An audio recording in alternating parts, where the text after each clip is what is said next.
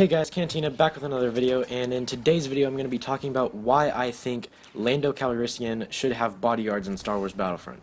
So, as we all know, that the Rogue One DLC is coming out in a few months, and the confirmed heroes are Jyn Erso and Director Krennic. And Director Krennic is known to have a personal squad of Death Troopers in his command. People think that this Death Trooper might be a customizable skin, and it might actually be a customizable skin. I wouldn't be that surprised if it actually was.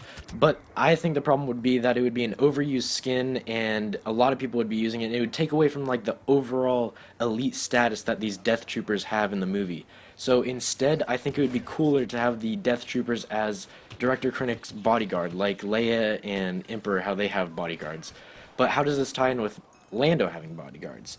Well, EA is all about balancing their heroes, it seems like. On the Rebel side, there's a lightsaber wielder. On the Empire side, there's a lightsaber wielder. And they all kind of balance out. You got support, and the DLCs more or less balance out with each other. Or at least it seems like EA is trying to make attempts to balance out the heroes. And both sides only have one person that can spawn bodyguards. So that's how kind of both of the Director Krennic and Lando having bodyguards would tie into each other. It would be about balance. And why I think they should take it to Lando is they did buff Lando when he first came out. He was kind of weak and no one really played as him. So they gave him a buff which made his X8 sniper a little more powerful and gave him a power blast that did really good damage. And I think they did a few other things, but I don't know exactly what they were.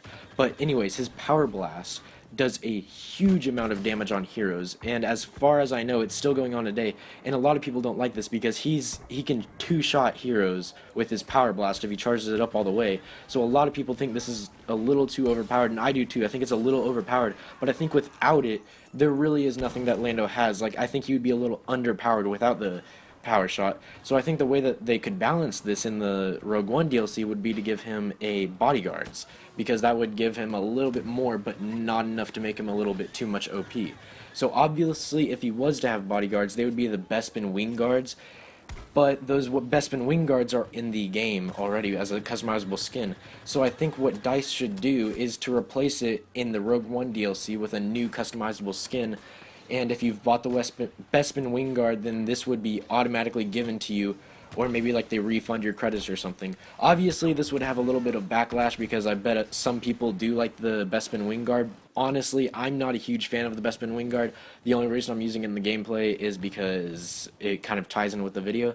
But I think this would receive backlash in the community because it's a skin that's already been customizable.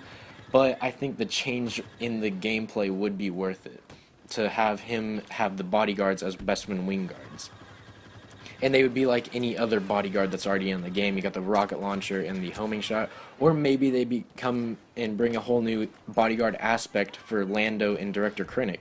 I think this would be really cool, and it would make both satisfy the Bespin Wing Guards, because I think that the Bespin Wing Guards only make sense if they're by Lando's side. That's just me, maybe you guys disagree, but I think that the Bespin Wing Guards would work better if they're only by Lando's Calrissian side, and I think the Death Troopers should only be by Director Krennic because that's how they are in the movie, and it really doesn't make that much sense to have them just everywhere all the time, because that kind of takes away, like I said earlier, from their elite status.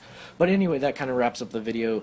I know it's a little bit far-fetched, and it might not happen, probably won't happen, but I think it would be a good change, and in the big picture would be welcomed by the vast majority of the Battlefront community.